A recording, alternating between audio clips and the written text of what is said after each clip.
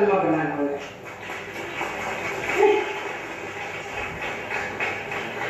ரொம்ப ரொம்ப நல்லா பண்ணாங்க அவங்க. அதே மாதிரி சக்தி ஆதிபராசக்தியா வந்து ராகவேந்திர அழைச்சிட்டு போற கேரக்டர் அந்த கேர்ள் வந்து அவங்க பண்ணும்போது எனக்கு அப்படியே ரொம்ப சிரிச்சிருச்சு. எத்தனையோ படங்கள் பார்த்துருக்கோம், எத்தனையோ ப்ரோக்ராம்ஸ் எல்லாம் பார்த்துருக்கோம், எத்தனையோ டிவிலெல்லாம் நாடகம் பார்க்குறோம், எல்லாம் பார்க்குறோம், நானும் நடிக்கிறோம். இருந்தாலும் அந்த பொண்ணு அந்த சைட்லேருந்து வந்து நின்னோடனே உண்மையிலே எனக்கு ஒரு பராசக்தியை பார்த்த மாதிரி இருந்தது. அவங்க வந்து அந்த நடிச்சிங்க அதுக்கான ஃபீமேல் வாய்ஸ், அந்த பாடின பாட்டு, இது எல்லாமே ரொம்ப சூப்பராக இருந்தது.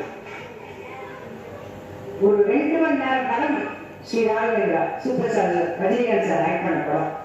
அந்த படத்தை ரொம்ப எளிய முறையில அவங்களுக்கு கிடைச்ச ஃபெசிலிட்டிஸை வச்சுட்டு, ரொம்ப கஷ்டங்க ஒரு நாட்டிய நாடகம் பண்றதுங்கிறது.